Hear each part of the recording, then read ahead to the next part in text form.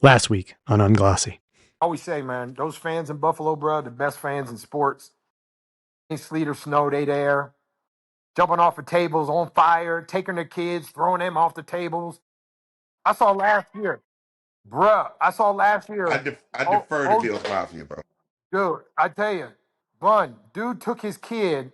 Kid was probably 5 years old. He was on top of the bus, jumped off the bus on a table with his kid, and then drank a beer out of a bowling ball.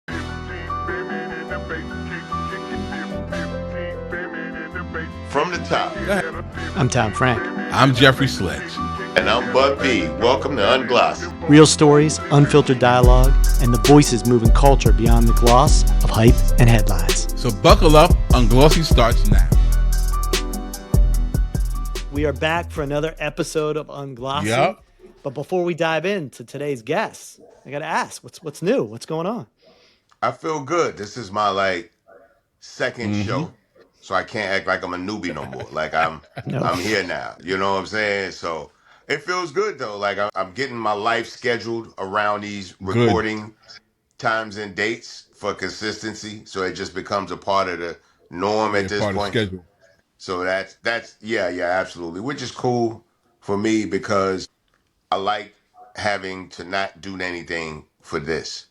Like, cause I gotta record at the crib, so I can't be going nowhere. I can't be I'm like, nah, I can't do it. I can't pull up right now. Nah, somebody else gotta do that right now. You know, I gotta go record the show. I Yeah. gotta go record the show. I don't know how long I'll be able to use that shit for an excuse to get out of shit. But for now, I Run ain't with gonna it. lie. For now, Run with it it. works. Run with It it. works. Run with it. Because today's a crazy day too. Like I had to get up early to get that set up, but today is actually the first day of our debut Kevin Durant burger here in Trill Burgers. So we are one of the first collaborations that Kevin Durant actually I like has it. with anyone in Houston since he was traded to the Rockets. So we have our Easy Money burger meal that starts today, as well as the pre-order T-shirt, because we know Kevin Durant's a international Mm-hmm. star. People from everywhere would want to be connected to Kevin Durant in any way possible.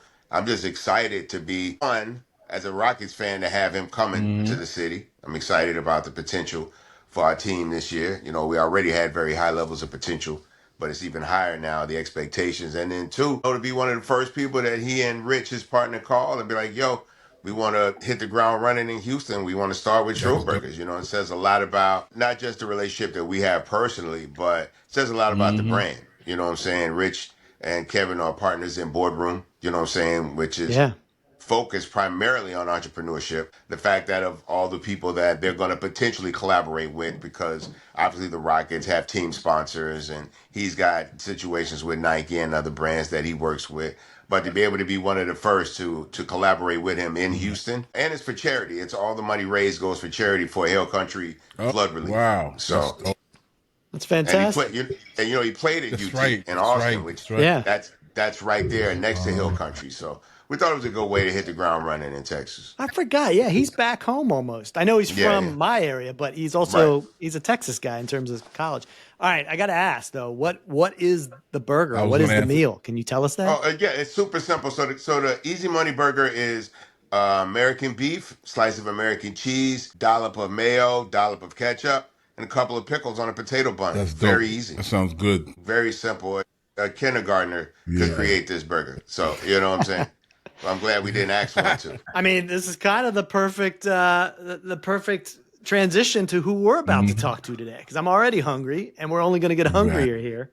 So Yeah, we're today on Unglossy, we're gonna we get real hungry with we're this going to get guest. 'Cause hungry. We're going to get hungry. trust me.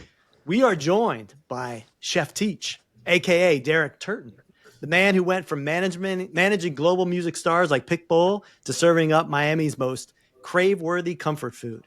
After returning to his culinary roots in 2013, he launched world-famous House of Mac in Wynwood, winning over fans with bold, soulful dishes like jerk salmon pasta and his legendary mac and cheese. I love a good mac and cheese.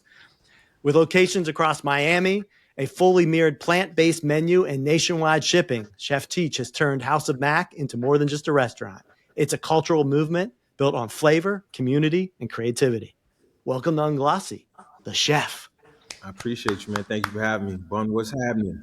How you doing, Chef? Chef, man, thank you so much for joining us. I'm excited to hear you, as always, to tell your story. I made sure I ate before we did this because it's very difficult when people that have, like yourself, a real passion for food and cooking. They tend to make people salivate, just to be honest, if you haven't already eaten, and even if you have. So I wanted to kind of at least stave off the eventual hunger that would be created by you talking about this journey. So, but thank you for joining us today, my brother. I'm I excited to have you on the show. appreciate y'all having. I am kind of curious to understand. You've had kind of a fascinating career, right? You were managing global music, and now you're in the restaurant business. Yeah, Tell us a little bit of how that started. it's been interesting. I started off actually I went to culinary school in '98. I didn't even finish, but I started in culinary school. I my first restaurant. My first job was in a restaurant. Hated it. Actually, like working for somebody. First job was in Red Lobster, and then but the good thing that came out of that is I met my wife. My wife was a server at the time, and I was a cook, Okay. expo, whatever. So that was a good thing that came out of that. But it was a guy named Dewberry. God bless his dad. He got murdered about 10 years ago. But he used to come in the restaurant all the time. He was a popular promoter in the area. He liked my charisma, and he offered me a job. First, he offered me a job as a security dude because I was kind of big back then. He offered me a job, and then once I started working with him as security, he was like I had too much charisma to be doing just like security. So he sent me out to like start promoting in colleges and stuff like that. I went out, started doing basically like street team work. That's how I kind of got my foot into like entertainment. Cause the thing is I would run into like the Def Jam reps and I would run into all the label dudes, but like it was like a different kind of promotion, right? Cause like when you're doing parties, like you basically promoting to survive. Cause if you don't promote and your party flop, then y'all don't make no money. You got to hear all the stories. So I realized that like I was outside like every day, every night. Like, we were like really going hard, and like the label dudes was outside like when an artist was in town, Mhm. or like you know what I mean. Like you would see them every now and again. So like I was like I could do that, but I got into the music business on karma. Like one night I was outside. I used to have this club in Miami called Amnesia. That was a club with like no Yeah, I've top, been there. I've been there like before. whatever. I've been there. Jay mentioned it. I was outside the club promoting and basically found this dude's two-way pager, Jeff Sanchez, and didn't know who he was, whatever the case may be, but he was, texting the pager like, yo, Wait a minute, reward. you just found it? Like you just found his pager? Well, my homeboy found it and brought it to me because I was like Huh. hustle man at the time. Like they know I could get anything turned on. They know I was selling two-way pages. Khaled was selling like burnout Nextels. Like we was just all in hustle mode back then. And he brought it. My man found it. He found it in the club and brought it to me. And I basically took it for him and was like, "Yo, man, get a man back his pager." But I didn't know who dude was. He was paging it and all of that. I returned it to him. I met him at the Marlin on the beach. Returned it to him. Come to find out, he was like the marketing director for Luke Records. And we connected that day. Gave it back to him. He offered me a reward and all that. And I was like, "Come on, man." And so I gave it to him. And then, but now, like every time he would be out, I would see him out, and he would see my work ethic, and he would see like I was there when he got there, I was there when he left, and he was about to move back to New York. His wife at the time was like the GM for Fat Farm or something like that, and he was about to move back to New York, so he was looking for somebody to step in at Luke Records to cover his spot. So he offered me a job at Luke Records. I talked to Dewberry, got his blessings, and then that was kind of like my first intro to my first crash course in the music business. So I jumped in. I was like 2000, I want to say like 2000, 2001. And that was like my first job in the music business. And then, like it's crazy because I started working for Luke, and then like 2 weeks later, I want to say we went on like a 52 city tour. And then the first person that Jeff introduced me to when I walked into the office, he was like, I want to introduce you to this kid, Cuban kid. He had, he's from the neighborhood, braids, like whatever. But he looked like a white boy with blue eyes, but he spit, right? And that was Pitt. And so I met Wow. Pitt, and And we're talking about Pitbull for anybody who doesn't yeah, know. Yeah. yeah. So Pitt was signed to Luke at the time, and we went on tour. We built a brotherhood. We went through a lot of things on tour, learned a lot of things, a lot of firsts and stuff like that on tour with Luke. And Luke is Luke is like one of my, Luke, like what Luke means to me, because like to this day, like I could tell Luke, like, yo, I need some advice, or like, just I can get him on the phone. I'm like one of the go-to people when people need Luke to do something and they can't really move him. I'm like one of the go-to people that they call to try to get things moving, because we just have like a friendship, a brotherhood like that. So we went through the whole school of Luke. And then in 2001, it was a lot of things happened. You had Aaliyah passed away in August, and you had it was a popular DJ in Miami named Uncle Al. He passed away on September 10th, and then September 11th, 9/11 happened. So it was just a lot of stuff that was happening. And then Luke was like, "Man, there's too much going on. I'm gonna shut down until the end of the year, and you're welcome to come back, but I need a break, right?" So basically, he shut down. Same time, like Pitt had got out his contract, and then because I've toured the country with Luke now, so like now I had connections in LA, and I had connections in New York, and I had connections in all over the country. I started my national marketing team, Big Mouth Marketing, and then I started doing like promotion, like national promotion. So I elevated from doing like local street team stuff to like doing like national projects. So then I picked up Bad Boy, and I picked up Rockefeller. I picked all the major label stuff. I was kind of like that guy in Miami. But I met Bun B in Houston. I was in Houston with Pitt for a show through my man Lump. Shout out Lump. And I met Bun through there, and then so it just me and Bun, from the time we met, it just always we just kind of clicked. And then anytime Bun would come to Miami, he would hit me, and if I'm out there, vice versa, whatever the case may be. But in between all of this stuff, like when I was on the road with Pitt, when I was doing music, and so fast forward with the music stuff. Brian Leach, who he's the one that initially signed Pitbull to TBT Records. Eventually, he kind of went off and he started his own label, Polo Grounds Music. So when he started the label, he brought me on as VP to help him out with that. So then we had Hurricane Chris, we had Yo Gotti, ASAP Rocky, everything ASAP. We signed Jock, like we had a bunch of stuff going on over there. So like, I had a pretty decent run on the music side of things. Sounds like a great run. Yeah. Yeah, I got a couple questions from the music yeah, side, and this is just a kid in me. I have to say, even though I'm probably older than you, this is the kid in me. You went across the country with Yeah. Luke, yeah. That was right? Which means you've seen Luke in, let's say, the most urban of environments, yeah. and then the most milquetoast of environments. You I know, would say, right? You played black colleges Mm-hmm. and white college crowds. yeah, we used to call it the Chitlin Circuit. So I've done everything from you know what the Chitlin Circuit is, like all that. Yes. The Carolinas, everything. Like we've done all of that, and then yeah, like we've gone to the Who most.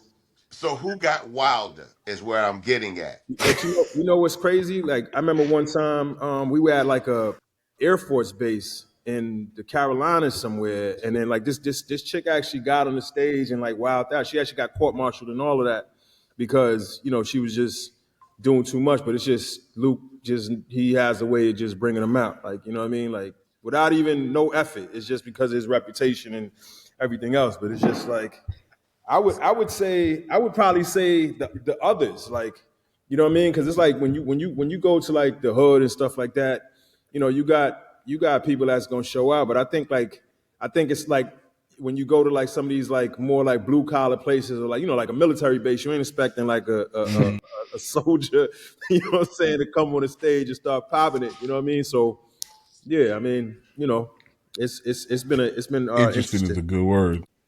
Yeah, interesting. And you work with Southern artists, you work with East Coast artists, you know what I'm saying? Midwest artists, you know what I'm saying? What's the difference between taking someone that's so deeply steeped in personal culture, like a pit bull, and trying to get the industry to understand how this guy is viable in the space, as opposed to somebody that's so deeply embedded in the culture, like a Rocky? Like, I'm sure there's pros and cons in trying to Mm-hmm. work. And Jeff can probably speak to some of this too. There's some artists that you have that just have a bed of talent. Like, you just know this person's got it, but it's not going to be the easiest sell. I think for me, and I think my approach with working with artists is just first and foremost just understanding it's not one size fit all, right? So Pitbull is totally different from Yo Gotti. Yo Gotti is totally different from Rocky.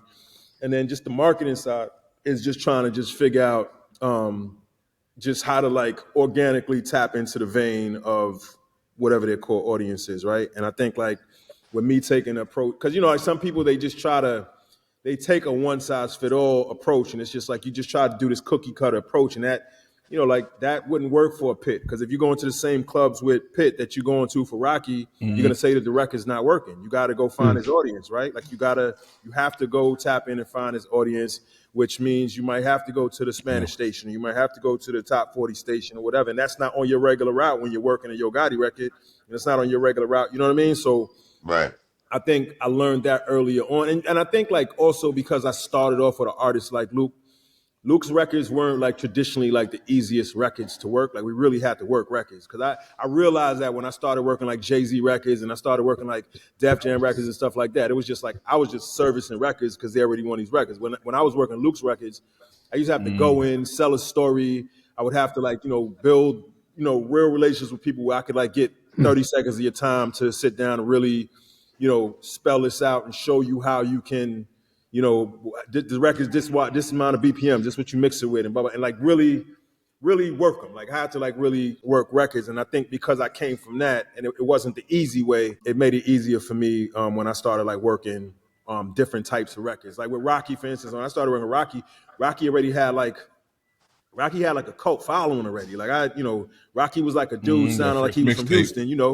When Rocky first came out, he sounded like he was from Houston, but he was from Harlem, but he was on his fashion and like, you know what I mean? So it was like, I'm walking around and like working and stuff. And it was like people like, you working with ASAP Rocky? And like he wasn't even mainstream like that yet. So it was crazy to me because like how you even know about a dude like that and he ain't even, but it's like he had a whole internet stuff. And then with Pitt stuff, it was like when I was working the team nationally, I had dudes going into clubs and they like, oh, it's not working. And I'm like, yeah, but what club did you take it into? And then I had to like lean into dudes and like say, like, listen, you got to step off your route and you got to go do this and that third. And then when they made the adjustments, then it's coming back like, oh yeah, the Mexicans over here, like Texas was a huge market for us. Like we ran all through Texas, but it's like you got to understand dudes' market, right? So I think that was my approach. Like just not one size doesn't fit all, and that's kind of what worked for me, like in terms of like working records. Absolutely. And understand the I got a artist. funny I got a funny Rocky Y'all still story. hear me okay? So I lived on 123rd Yes. between Lenox and 7th. Some ASAP guys lived a couple of doors down from me. So I, see them kick it. I see them downtown kicking sometimes. Like the under ASAP guys, not like Yams and them, some other. And then one day I was walking up the street, going home, and this kid is coming towards me on his bike, and he's wheeling down the block, right? Again, going to. I'm walking against the traffic. He's walking towards it. He keeps coming. I'm like, this dude gonna turn? Keeps coming. Like literally, like maybe like 2 feet. He kind of does the wheelie dip. And he's like, "You suck ass nigga." Da, da, da. And it was Rocky. Rocky almost hit me with a bike. That's my ASAP story. Oh, wow. That's your story. So y'all playing chicken on the block? That's what you're doing. To tell him that story, but yeah. I was like, oh, it's Rocky wheeling down the block. That was an interesting time, obviously, for us here in Houston, right?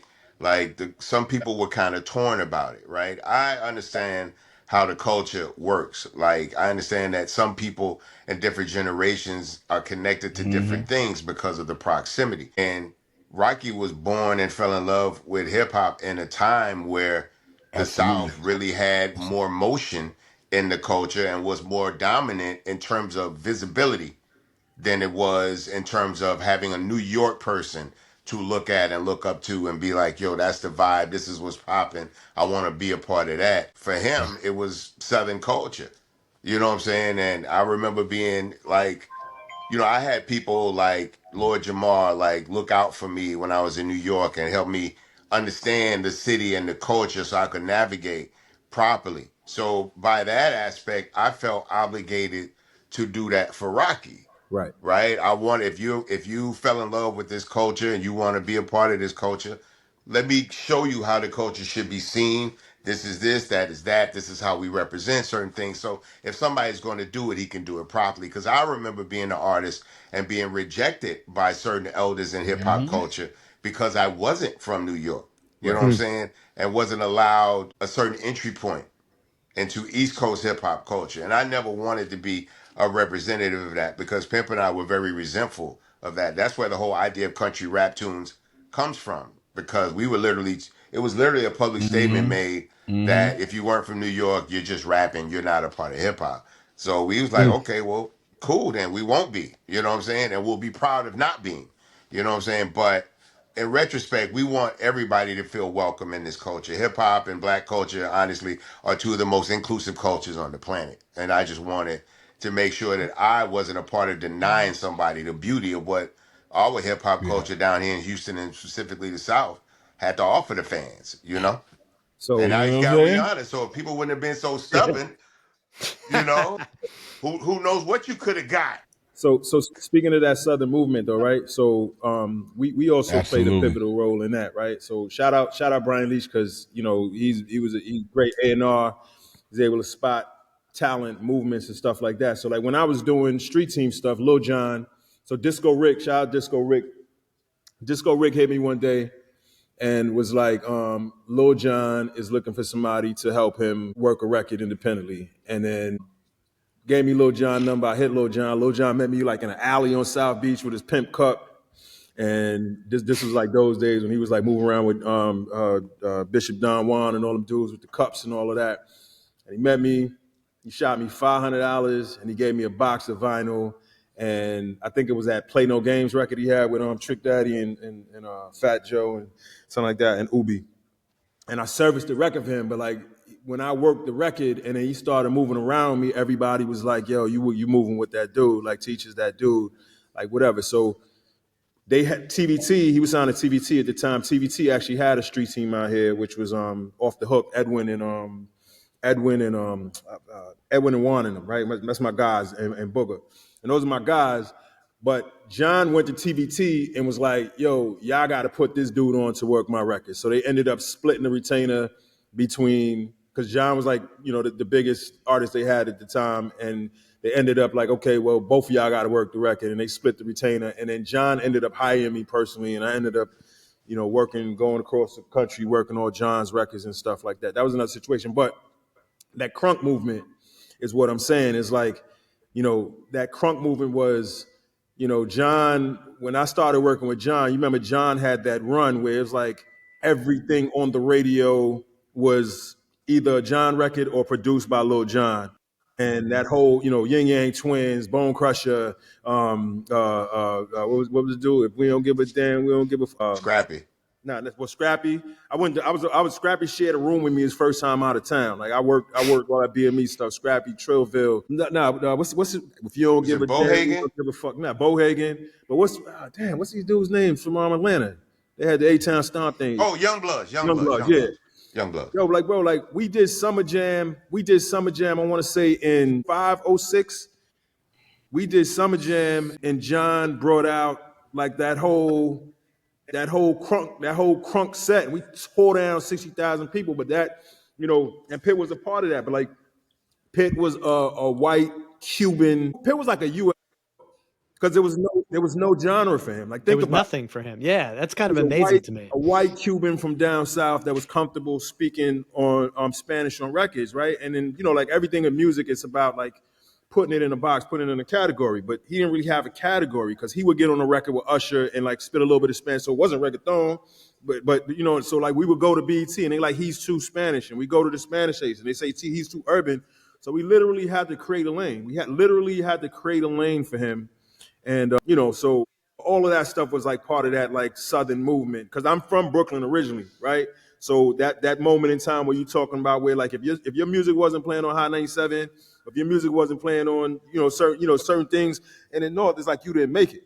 And then so we were part of that thing where like it started kind of shifting to the South, and then it started turning to like if your music ain't playing on Hot in Atlanta, then you ain't make it. You know what I'm saying? Because they were dominating that space, even regionally. Like you couldn't get when you're trying to sell a record and you're trying to tell people if your record wasn't playing on certain stations in that southeast region, like nobody else is playing your record. So I just wanted to bring that up in terms of like that whole Southern movement. With we were a big part of that.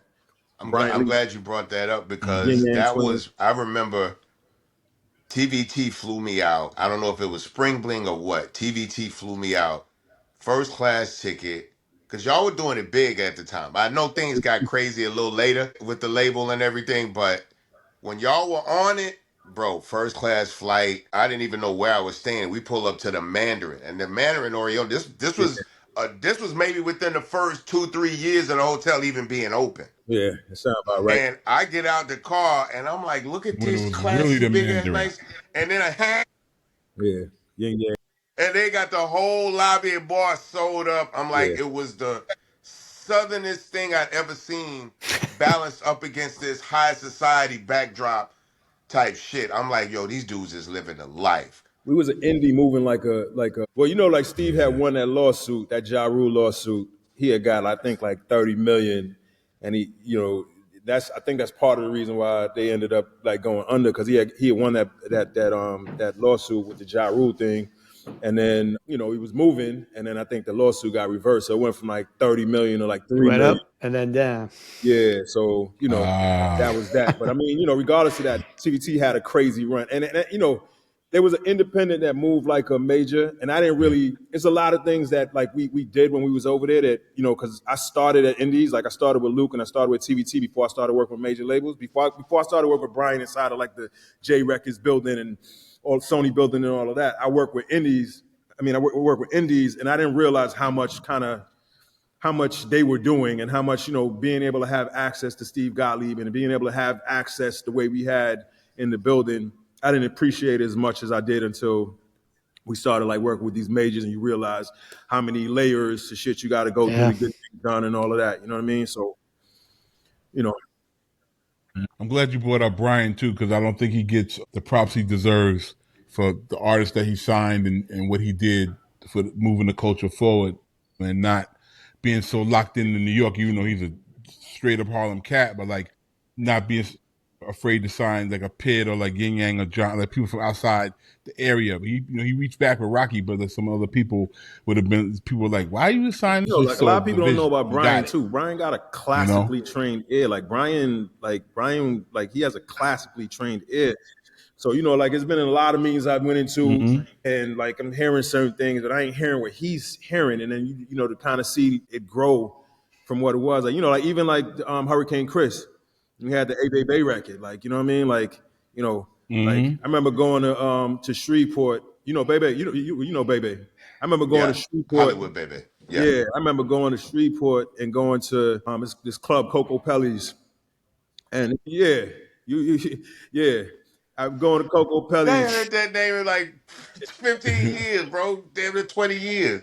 I've never seen nothing like that in my life. I've never, like Bebe. First of all, Bebe walks in the club and he got like theme music and it's like bum bum bum bum bum, and it's like everybody passed away and this dude is like walking, it's like a fight or something. He walks to the DJ booth, and then like this dude just starts playing records and everything that he clap your hands, everybody start clapping, sit down on the floor, spin around. Everything he tell a whole crowd to do, everybody did it. crowd is doing exactly like we all No artist never was never. more famous in that building than Bebe was. I don't care how hot your record was and how hot you were. Never seen Bebe that. was the star of the show. absolutely not. But like to like Absolutely. I'm like, yo, we in Shreveport, Louisiana in the cut. And I think Smurf found Hurricane Chris and brought him to Brian. But it's like, being out in like Shreveport, Louisiana in this club and witnessing this thing and then seeing it come to life. And then, you know what I mean? Like it's been a hell of a run, man. But like a lot of people wouldn't have seen that. A lot of people wouldn't have seen that in the artist. You know what I'm saying? You had to go there to like realize what it was. And we'll be right back. Welcome to Merrick Studios, where stories take the mic and culture comes alive. We're not just a network, we're family, bringing you smart, soulful, unfiltered conversations. And this season, we're bringing the heat with our biggest lineup yet. Whatever you're into, music, sports, business, we got you covered. Merrick Studios, where the conversation starts and keeps going. Check out our full lineup, including Unglossy with Bun B, Jeffrey Sledge, and myself, Tom Frank. Now streaming at wearemerrickstudios.com. Master the art of lyricism with Pendulum Mink, the first school for rap. Learn elite techniques through immersive lessons, real-world exercises, and guidance from hip-hop icons. This is where MCs sharpen their skills and glow boldly on the mic. Ready to level up? Visit pendulumink.com and start your journey today. And now, back to the show. So you're rolling in the music industry. Absolutely. Sounds like you're having wild success. Yeah. What makes you make this change, which is a pretty big change, going back to the world of food, in essence? So it's a couple of things. So I used to cook like for certain people all the time. Like when I used to be in the studio with Rocky and them, like Rocky used to, Rocky was like pescatarian. So like they would get their studio budgets and be like, yo, just give it to Teach. And then I would cook and Bun would come in town. Like Bun followed me on Instagram. He seen my lobster mag. He like, man, I need that next time I come down. And it started turning into every time he was in Miami, yo, I'm staying here. I'm staying on Star Island. Bring me this and that third, right? So the food was always like a way, like, we would tour, we was on the road, we was whatever. The food, I used to do these barbecues in my house because, the food was always the way to bring everybody together. Like, like we could go to the club or we can go have some drinks and hang out, but we ain't gonna see each other, kids and parents and families and, whatever. So the barbecues was a way to bring like everybody together. So I would do, when we come off the road, I would do these barbecues in my house and, I would cook the whole spread. And the thing that always stood out the most was the mac and cheese. Like everybody be like, yo, I need that mac and cheese. So it got to a point where like I would just do barbecue and like when I went to school, like my family's Trinidadian, so they do like macaroni pie, which is like the more like mac and cheese. You could cut a slice of it, and then when I went to school, they taught me how to make the mac and cheese with like the roux, cheese sauce and all of that. But when I started playing around with the roux, I'm like, I guess like the creative music side of me made me like kind of look at, I'm like, but if you take that roux and you add this to it, then it's this. So I would just be having these ideas at the barbecue and I would just try stuff. They don't know they my test kitchen. I'm like, let me try to do this chicken parmesan mac and cheese. And I would just throw it out there. I wouldn't say nothing. I just throw it out there and just see how people react to it. And that cool. Was what is that, man? So that started off to be my test kitchen. Bun was always like the guy in the background, just always encouraging me, like, yo, I know you doing your thing with the music, but you got something special with this food. And I'm at the time like Pitt, we flying private. Last thing I'm thinking about is like going back into a kitchen, right? And Bun would just always kind of like just not I wouldn't say throw a battery in my back, but just like, I don't think you understand what you got. You got something special. And then one time the Gumball 3000 was leaving from Miami. I remember he was staying at the W Hotel. He was staying in a suite in the W. And he called me and he told me to bring like, a bunch of food over there. So I brought a bunch of food. He had like a talk with me and I was like, yeah. And then, so he calls all the dudes from the Gumball 3000 down to his room. And then they start opening up the food. And they're like, yo, this is crazy. Order another plate of this. Yo, and so before they came down, Bun told me to go stand in the corner and just watch. And so then, they're tearing the food up and he turns around, hit me with the shrug. Like, you see what I'm saying? And I think that night was the night where I gave him my word. I'm like, yo, look, I'm a shoot my shot with the food thing. So I made the decision. And I think that was like October of 2014. And so I committed to that. And then I bought my first food truck and we launched the first food truck. I want to say May 2015. And I just know the date because we launched it on the night of the Mayweather Pacquiao fight. And we did it at Cool and Dre's studio. And the reason we did it like that is because I had Hennessy sponsor it, and then we were the only source of the food. So, we had everybody was looking for somewhere to watch the fight. So I had a captive audience, and we launched the truck, and I was able to like have a line down the block on the launch of my truck to like set That's up. Awesome. So a big part of the reason why like I even took cooking. I'm gonna say that like if Bun ain't throw the battery in my back, I probably wouldn't have took it. So seriously because a lot of people used to say it, but I just have so much respect for Bun, and just his word just means something to me, and I know he ain't gonna just be saying something to me just to say it. And as much as he's saying it, so that day and that and I always every story, I don't care what platform I've always been on, I've always let everybody know, what Bun means to me and the role he played in me getting this thing started. Well, I think for me, I meet so many people, right? From so many different walks of life, and I'm introduced to them usually through a common shared experience, right? Like I'm in the music industry, you're in the music industry. I'm from Texas, you're from Texas. These kind of things happen. But every now and then you meet somebody, and that person is predominantly known for, skill A. And then you get to spend extended period with these people, and through time, and you realize relationship, like this person is actually really good at skill B. Right. You know what I'm saying? And even though you found like great success in the music industry, y'all were doing great. You know what I'm saying? And I wasn't trying to convince you necessarily to leave the music industry, right? But I didn't want this opportunity for you to actually have to show that you have other passions in life to really pass you by, because at that time it was such a big machine. Pip was such a machine that a lot of your daily things were being delegated to other people. If you were ever going to be able to step back for a minute and try something without necessarily losing your footing in your other space, I felt like that was the perfect time. And quite frankly, I was a lot fatter than I am now. Even though I'm not as big backed as I was. I still have that big back mentality. And selfishly, bro, I just wanted to be able to consistently eat your food. I thought, in my mind, you had the best food going in Miami. You know what I'm saying? You were a friend. I felt like I could get it when I wanted to eat it. You know what I'm saying? And I just wanted that Teach mac and cheese to always be available to me. But usually when you find something like that and you take to it in that way, regardless of what it is, could be food, music, fashion, whatever it is, you want other people to know. And so my thing was like, I wanted other people to know Teach could cook. I knew a lot of people knew him from the industry. Like, yo, when you go to, if y'all got anything, if y'all doing any release parties, like, yo, make Teach cook. Hit Teach, make that nigga cook. I'm telling you, you're gonna love it. And that's what's happening. And I knew other people would love his food. You know what I'm saying? Man, I had just started my blog with Pete. You know what I'm saying? You got to eat this. I just started a food blog. I was very involved with the food truck scene in Houston, and I had spoke in front of City Hall, and I was just trying to encourage people to enter the space. I knew it was the new thing in food.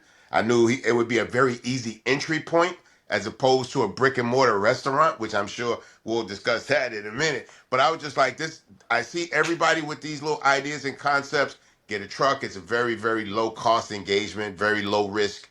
But you know what I'm saying? There's room to grow greatly. And if the shit take off, you could have a brick and mortar. I'm watching other people do it, quite frankly, whose food was maybe comparable, but no one really had anything better that I was eating at the time. And I just wanted my guy to win.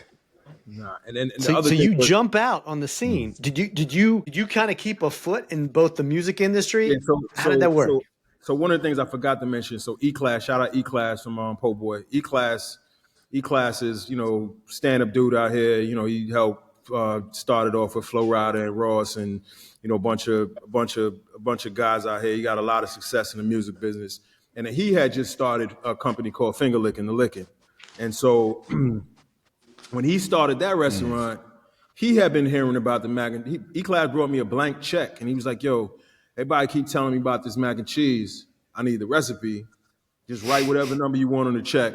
I need the recipe." And That's very interesting. Damn. yeah, and I was just like, all right, so maybe I got something with the mac and cheese. But when I initially started, I started on a food truck because, grassroots is what I know. So I figured, we start on a truck and I can move around on this truck, and that will allow me to kind of penetrate the market, kind of feel things out, figure out like what areas work for me, what didn't work for me. So by the time we decided to plant our feet, which was in Wynwood, we knew that because we had been there at the breweries and pulling up to a bunch of spots, and every time we would go to Wynwood, we were selling out. So we knew that Wynwood was a good fit for us. But starting on the food truck, it had its challenges, but it's a quarter of the cost that and even the overhead that it costs to operate it and stuff like that.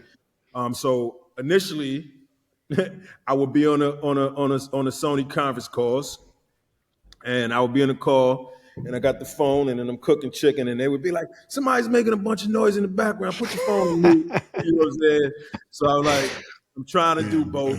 First year on my truck, I did, mind you, like I paid my truck off, I bought my truck cash. And my overhead was like basically nothing. I only had like 3 or 4 employees. And my first year I did like $2.4 million on a truck. So then On I'm a like, truck. yeah, on a truck. Right. That's So I'm like, amazing. Wow. right. But That's like crazy. $2.4 million on a truck, $2.4 million in a restaurant. If you understand like the profit margin, you like, man, like, because I'm like at 40-50% profit margin. Like my food cost was, Unheard of. yeah, Unheard my of. food No. cost is maybe 25-30%. And then my late, because my truck is paid for. I'm not paying a bunch of overhead light bills, this, that, and the third. I'm paying for propane, I'm paying for gas, and I only got 4 employees. So I realized that, like, first of all, I can make some real money doing this, but second of all, that like I'm not, because it was the food truck was a lot of work. And it's a lot of things that I didn't take in consideration when I jumped into it. And then, like my first truck that I bought was a lemon. And so I had like a lot of issues like breaking down and this and that and third. And that's when I learned that like when you buy a truck, you don't buy anything from Tennessee and above, anywhere that it snows, because the truck could look great on the outside, but then my first truck, the chassis was rusted, right? So because it was in snow and it was sitting in all this and all that stuff. So I learned that hard. So my second truck was like a pre-owned but basically brand new truck, and that one, we ran it up with that one. But with the music, I was 1 foot in and 1 foot out, and I just felt like I had to make it, because like from an integrity standpoint, I felt like I wasn't giving my artist 100% anymore. You know what I mean? And I know the energy, the time and the energy and the dedication it takes to break a record. And I didn't have it to give it anymore. So I had to make a decision on if I was going to bet on myself or if I was going to go back into that. And I just chose to bet on myself. So I jumped out the window, like about maybe like a year and a half into it. And I jumped out the window and went full fledged with the food stuff. I got to ask a question though. I want to rewind back to the blank check.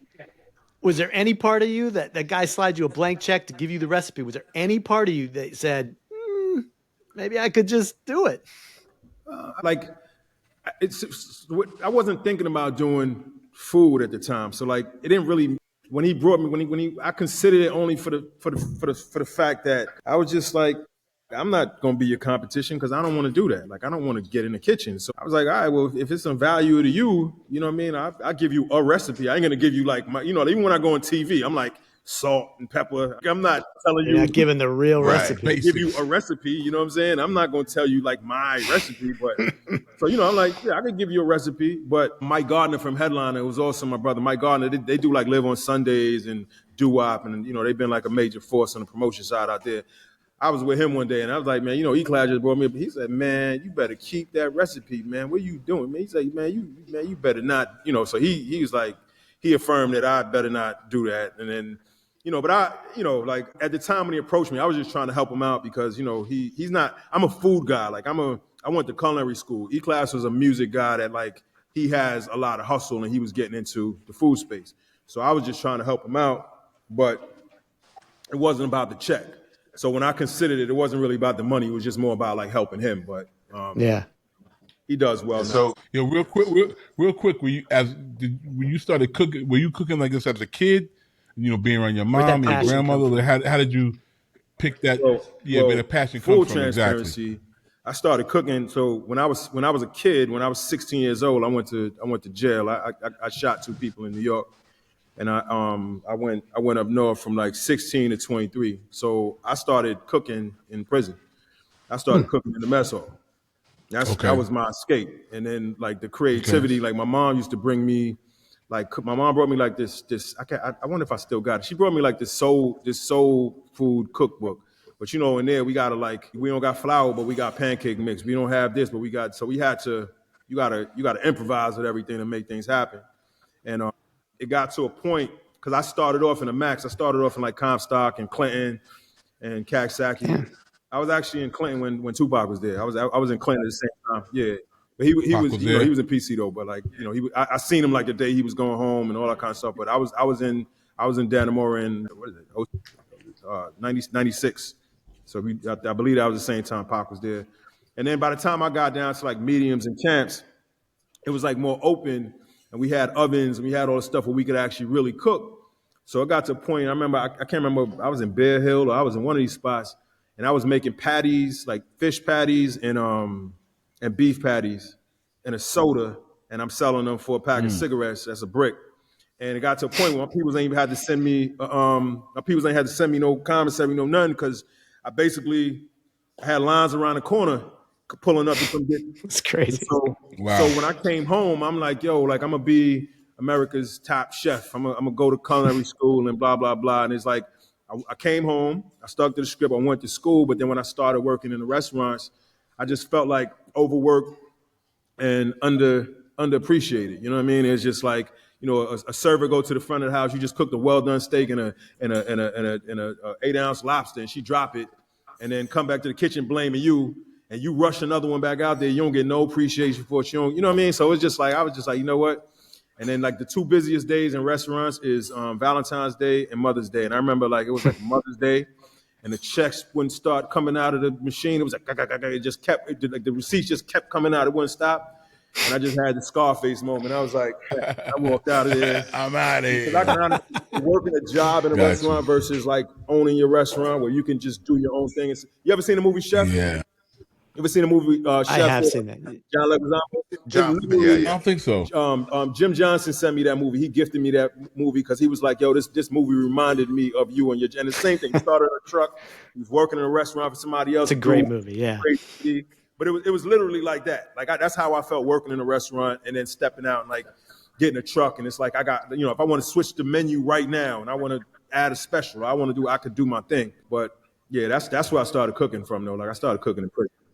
So you're making okay. a killing on the truck. Okay. What makes you decide to go to a brick and mortar? So because we kind of outgrew the truck, like it's like it got to a point where every night we were selling out. Because you know, with the truck, you only got a limited space, you only got limited refrigeration. You're running on a generator, so you can only operate for so long before, and it's like every night, like end of the night, people showing up. It's like, yo, we sold out. Then it comes to a point like, shit, we leaving money on the table. Like every night, I'm probably leaving 1,000, 1,500 on the table of more shit that we could have sold. So the natural next step was stepping into a brick and mortar.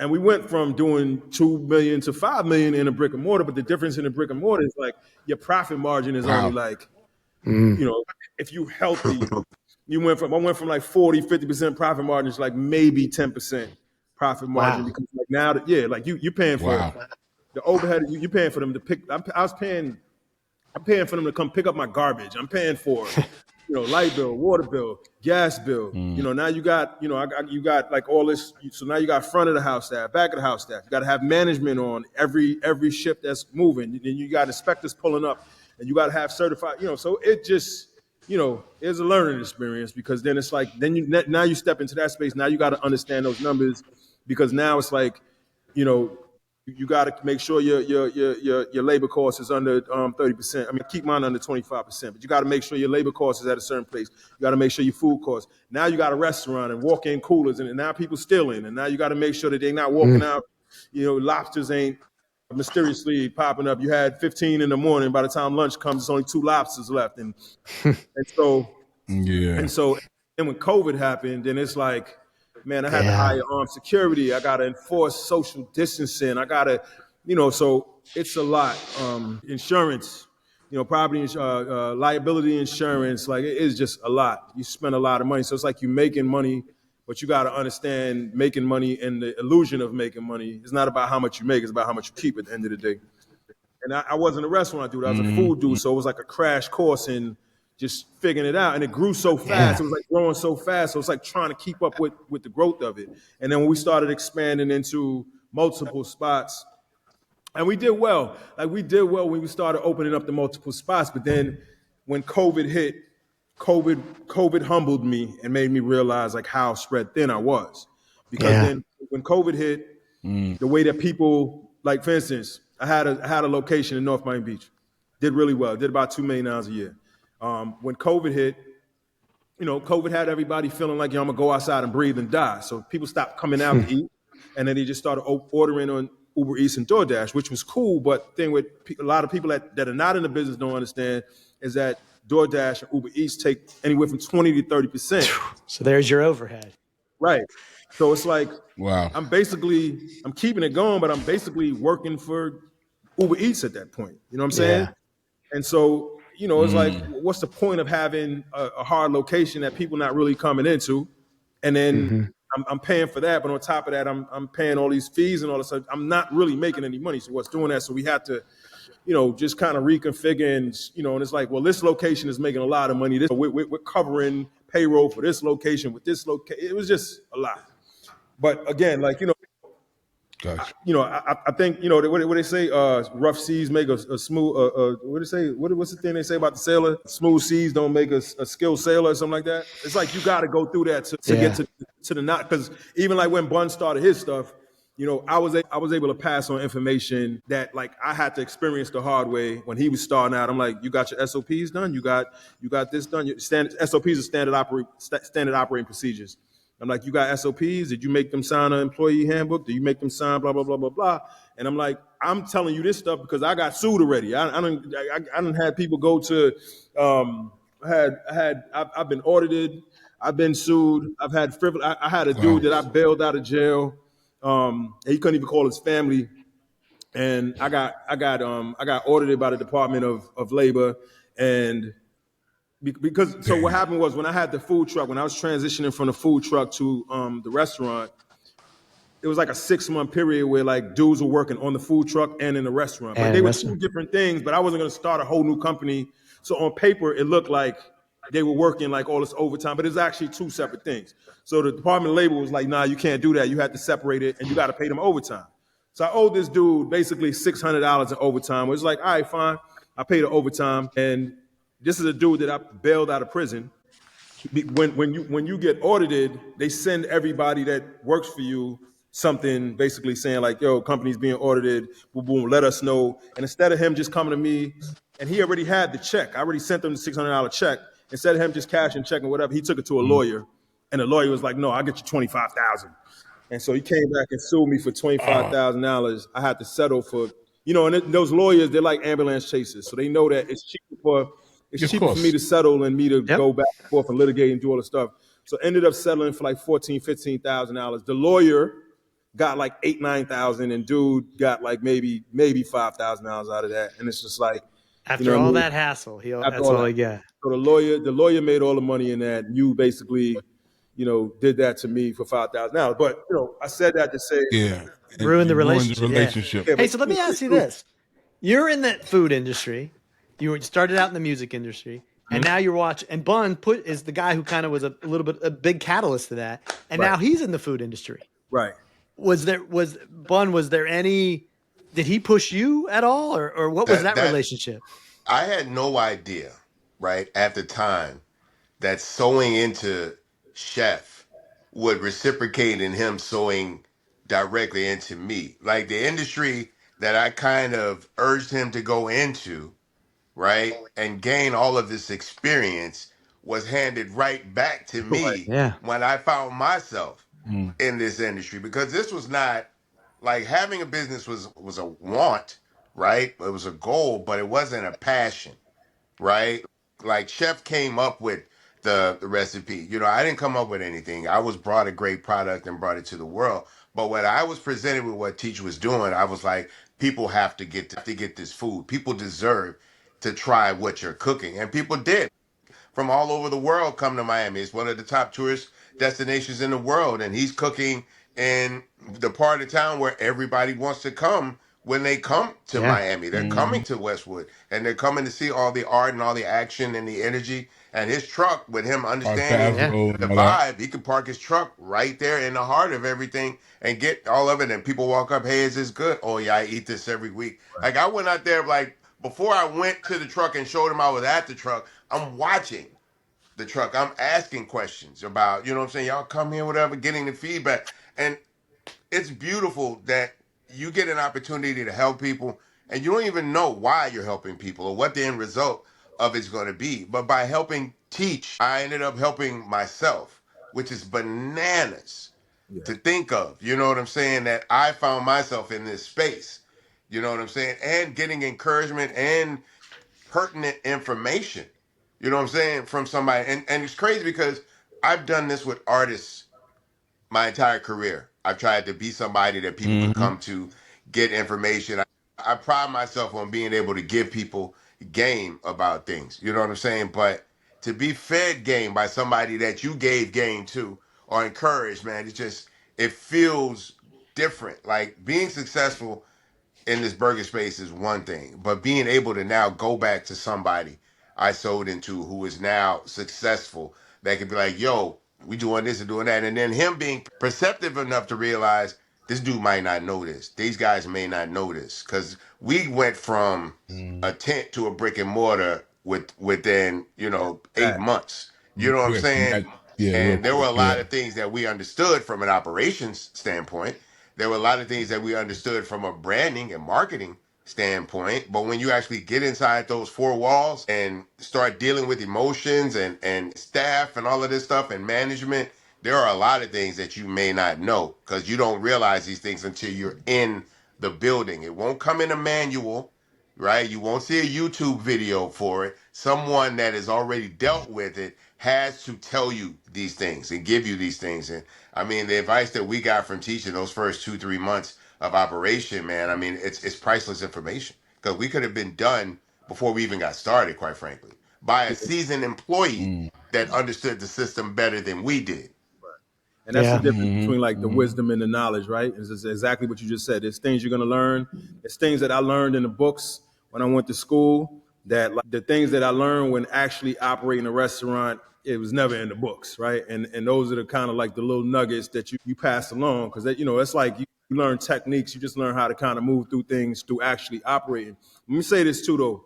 Bun is like one of the most humble, like for Bun to be the legend that he is, like I've never met somebody that's just so humble as he is, and just like he keeps his word. And so Bun told me, yo, when you open up your restaurant, I'm gonna be the first person in line, and I'm gonna be your first customer. And yo, so when I open up the restaurant, right, I'm in there, and then I got the councilman, I got the commissioner out there, I got these people out there about to cut the ribbon and all of that. Bun and Queenie pull up in the Suburban, jumps out the truck, about to cut the ribbon. Bun comes, cut the ribbon with me, and Bun is my first customer in line when I open up the That's restaurant. awesome. So you know what I mean, like. Wow. I can't make none of this up. I can't make the brotherhood up, man. Bun knows whatever with me. Like, what I'm saying? Like, I can't, but I couldn't, my story is my story, and it's authentically my story, right? And so, like, when I tell it, it's what it is. But like, I think it's important to give people their flowers. I think it's important to give people their flowers and let people know what it is with Bun, with Luke, with Pitt, with just everybody that's been a part of my story. Like I think it's just important because like Bun really played a really pivotal role in everything. What's happening, man? He played a really pivotal role in what I'm doing, and he's kept his word with me. And like listen, That's great. entrepreneurship and like in our space, like when we're the leaders of like the leaders of the culture per se, right? It's a lonely place in that like a lot of times people look at you and they think you got shit figured out, right? Like because they expect you to. You're supposed to have your shit together, and you're supposed to have everything figured out, and like I'm not like nobody's asking me if I'm good, right? Because I'm always the person that's moving around the room like, yo, you good, you good, you good, and trying to make sure everybody else is good. Mm-hmm. And then sometimes like in a case of like Bun, it's like sometimes you need somebody to like Bun saw something that I didn't see, right? Like I wasn't thinking about going in no kitchen, and like so, and also my logo was a picture of my dad, so like that's like it's like a legacy thing for me that like I just wanted to kind of my father passed away in 2013, and I wanted to like make him like kind of like the Chef Boyardee of my brand to kind of like carry legacy, but like I needed somebody to tell me that like yo, you got something special in you that I didn't see in myself at the time. And sometimes that was the importance of like, man, like sometimes you need, although we might move like we got to figure it out all the time. Sometimes you need somebody else to kind of check in and be like, yo, you know, like you good, or like yo, you see what I'm seeing. And that was one of the moments that like was like a breakthrough moment for me. So I salute you, Mm. sir. Thank you so much, man. I'm honored to be a part of your legacy, brother, and you and me as well.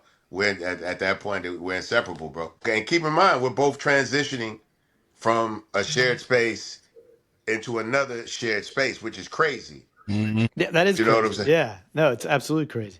Bun Yeah. did a pop up in my spot in Yeah. Miami. That shit sold out, man. It's like when he first launched Trill Burgers, and then it was what was it, Art Basel? It was one of those Yeah, weekends. it was an Art Basel weekend.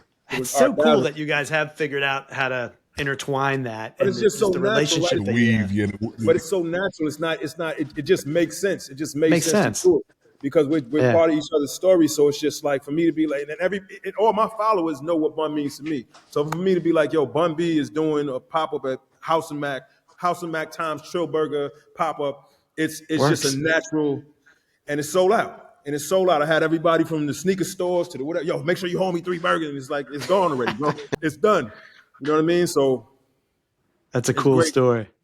kind of bounce things off each other and just just support each other and like just information wise it's just things like operationally that like it's things that he's because Bun's been able to scale into like these arenas and the rodeo and like all this kind of stuff. I haven't hit those levels yet, so it's times where like when I do decide to try to I'm gonna be checking with Bun like, yo, so how are you doing this where you're maintaining it, and so it's great that we got the brotherhood where we could bounce things off each other. I'm sorry about that, I'm Yeah. rambling.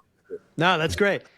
No. I'm not So I rambling gotta at all. ask, what is next for Chef Teach? What's next? I was actually having a conversation with Bun the other day because I'm obviously I think the natural progression with a restaurant is to scale. My concern with scaling, like we ship nationally right now on Goldbelly. We ship all Okay. over the country in Canada, and so that's been like a good a good filler for me, like where what cities is working for us and what's not working for us. Obviously, I want to scale, but I want to scale at a rate that we don't compromise the integrity of the brand.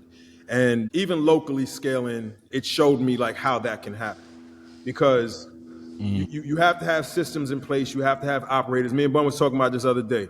He's like talking about like like when you look at like brands like Chick-fil-A and stuff like that, they invest in operators because the operators, yeah, they cost a little bit more upfront, but they're the ones that's gonna pay attention to your labor and pay attention to your food costs and just they understand operating a restaurant versus somebody that's just getting a check and coming to work and they don't care about all that stuff. They just want to just get through their shift and get home.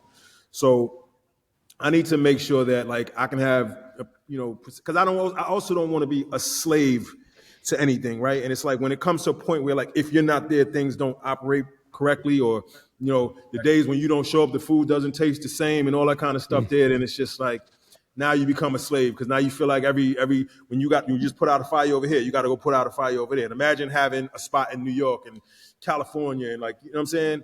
Yeah. I went as far as like South Florida and Orlando, and even having to jump on these 45-minute flights to Orlando to go put out fires and stuff like that. It's just a lot. It's just really draining. It's a lot. Yeah. Yeah, it's a lot. So I want to scale, but I just want to make sure when we scale, we don't compromise the brand. I want to, and it's not just the food, right? It's an experience. It's everything from the service to the food to the music. Like even the music, the playlist that we play in the restaurant is curated because music is emotional. You can hear a song right now that you haven't heard in 20 years, and you hear that song, and that was your joint, and you can remember exactly what you had on, what it smelled like, you remember everything about it. That's how emotional music is. So even down to the playlist that we curate is that. But then there's times where I ain't in a restaurant and they playing Sexy Red and they playing their own playlist. You know what I'm saying? No disrespect to none of them, but I'm just saying like they not playing it because my playlist is Anita Baker. My playlist is like I want a frequency of like love and happiness. That's the vibe that I want in a restaurant. But I also want it to be family friendly. I want you to be able to bring your kid in there and you're not worrying about the curse. You know what I'm saying? Like somebody talking about booty hole brown Yeah. and like again, no disrespect, but it's just it's. I want you to be able. I want you to feel comfortable with bringing your family and your kids, your grandma, everything in there. So like the Grandma. frequency of music that we playing in there is more or less that. And if you don't understand, that's what I'm going for. It's intentional. It's not like I'm just whatever. It's intentional what we're doing that. And that's the thing. Like if you go into another city and they don't care about that and they playing whatever they want to play, it's not the same experience because people walking in there and it's just like what the. I just brought my kid in here and I just heard what and you know what I'm saying. So everything is important. All of those elements are important in terms of operation. And if I can't connect all of those dots, I just don't want to do it. So I need to find a way to be able to execute it where I can connect all the dots and deliver. Because I want somebody, if they came to Miami, right, and it's like, yo, I went to this restaurant in Miami. Oh my God, yo, like, yo, I felt like I was at home, and they talk about the experience, and then I bring it to your city, and it's like, well, this ain't what we went to in Miami. That's what I don't want. Absolutely. No, you're That's thinking it's right too. valuable. You're thinking right Yeah. from a brand perspective too, because you can scale too quickly. It's Yeah. very easy to scale too quickly. And the first thing that's going to be compromised is going to be the food quality, and the second thing that's going to be compromised is the service. And those are kind of things you can't get back. I just had there's a little kid on social media. He's a little black kid, but he's been with his mom for a while, and he speaks very, very adult. He's years ahead The of kid, his age. he from Louisiana or something like that. The he wear glasses.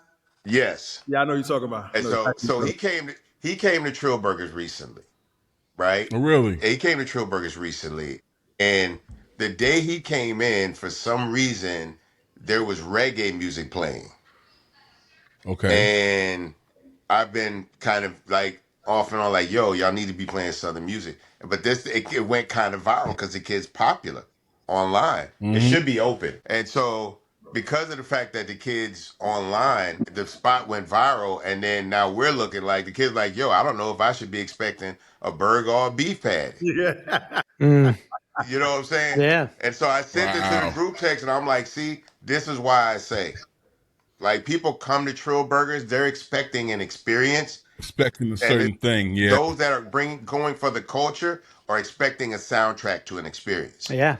You Exactly. know what I'm Music saying? plays a So big role. absolutely. And Yeah. you never, and that's the other thing, and you never know who's coming in the restaurant, right? So it's like Right. you always got to be in your P's and Q's. Because I remember one time, you remember Sunny used to be on Hot 97, and then she Yes. went to the Yeah. food. Yeah. Remember Yo, Sonny? so Yeah, she's a cook. She's a chef, right? yeah, and then so the one day Sonny ordered something from the restaurant, and then they sent us some wings. The wings was short; they wasn't this and that and third. And then luckily she was around Nori, and Nori hit me.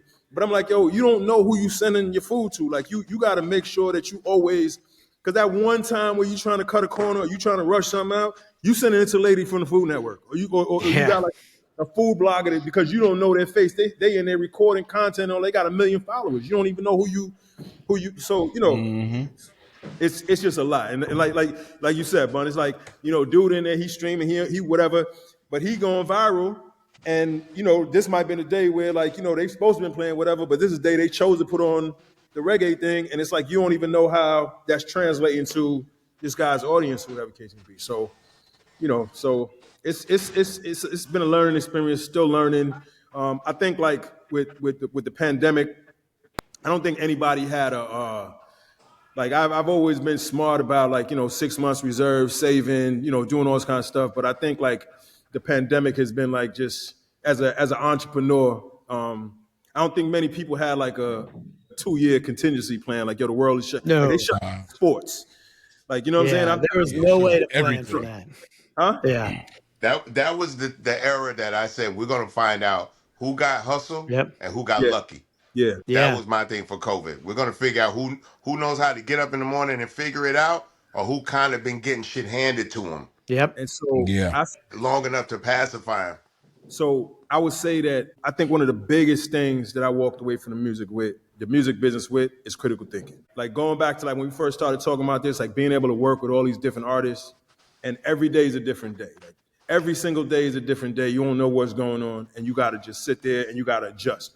You got to figure it out. I'm in the middle of Chicago. I'm in the middle of whatever. Got an artist coming in to do a show. He missed his flight. Like you got to figure it out, right? And I think like being able to have critical thinking going through things like that, I think it made it a little bit easier for me to be able to maneuver through COVID, where a lot of people was just panicking. I was able to stay calm and just like, all right, well, we can't do this. Let's do that. That's when I started shipping nationally. We started shipping food. First, we just started doing it on our own, and then Goldbelly found out about us and came and signed us up. And now it's like, boom, I got an extra 15,000 coming in a month from shipping mac and cheese to Beverly Hills and shipping it to Brooklyn. Yeah. So Yeah. had to be creative. You know what I mean? But like a lot of people that was just going by the textbook don't teach you all of that. No. You know what I mean? It don't teach you all of that. So that's exactly what Bun said. That's what showed like and a lot of like, so there was a lot of companies that was around for a long time, like pizza spots and like just like and they couldn't they couldn't adapt because Couldn't adjust. Yeah. they They were like, put I'm not getting on L's. no Uber. I'm not getting on no Uber. I'm not doing deliveries. But then now that you need that, now you trying to catch up, and it's like it's too late because Yeah. you're already behind the Too eight ball. far gone. Too So far gone. Yep. That's how it was in the industry though. Like I was one of the first people from my generation to adapt to social media, right? To That's open up an true. Instagram account, to open up a Twitter account, to open up a Facebook account. The only person from the area that was even active in that space was Chameleon. And yeah, we yeah, thought he was a little crazy because Yeah. he was trying not to live off of the system and the industry. He was trying to Yeah. be more self-sustained, but he didn't Yep. make beats. So we didn't understand initially, but he was allowing the internet and social media to do a lot of the heavy lifting for him. You know I'm what I'm saying? So gonna I take you remember when back.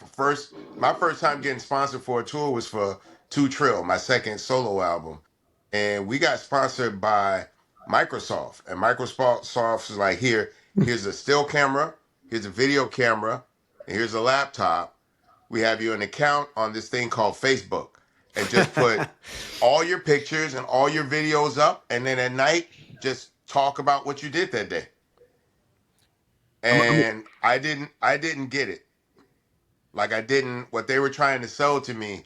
I didn't get it all. Like the idea. I'm very like I'm not the dude that rides around listening to himself. You know what I'm saying? I don't even like keeping music around because I feel like I get a lot of kids and people in and out of my car. I don't like having that type of intellectual property being available just for people. So, and I'm not facetious where I just want to hear myself and ride around with the windows down, blasting me That type of shit thing. pop. And so because of that, I was still so yeah, exactly. So technically I was still 3 years behind technology, but actually 5 years ahead of my contemporaries. Yeah. I can see that. And to be fair, just like you said, by the time other guys caught up with it, you can see the gap. You know what I'm saying? You can see that not a generational gap, but a cultural gap. A Where technology there, gap. Yeah. I'll tell you a funny story. I'm on the new Bryson Tiller album, right? And so I realized Bryson Tiller's a younger base that he deals with. They're talking different. So I referred to Queenie as fine shit on on the song, which is the new terminology for younger kids. That's what they call bad bitches. Is fine or a sexy man is fine shit. So I played it leaving the movie theater with my nieces and my grandkids in the car. And they're listening to music and all that. I'm like, oh, here's the song I did with Bryson Tiller. And they're listening. It's like, fine shit. Oh, okay, Uncle Bud. I see you. Like they were like, because typically You I up on play them everything in game. this area, but they heard me say fine shit. And they were like, whoa, hold up. Wait, like, where'd you Yeah. learn that, old man? Type of shit. Word. You know That's what I'm funny. saying? And look, I can't wear the clothes, right? I can't do other things that other artists can do, but every now and then I can put just enough in it to keep that divide as thin as possible. To where I'm not role playing, I'm not cosplaying or anything like that, but I know how to talk to people through music, you know? And that's Yo, what you do with Food, my That's brother. what you do with food. yo, I signed Lil Jon and E40 up for MySpace. We was in Vegas, and I forgot Wow. she passed away. The chick who used to work for MySpace, Rona, I think her name was Rona Mercado. She passed away recently, but this was when they were going around and trying to like, yo, you could get this MySpace page and you could put music up on a page and this and that. There, I signed up. I was in there signing up pit, and then John came to the room. Lil John came to the room. He was like, "What's MySpace?"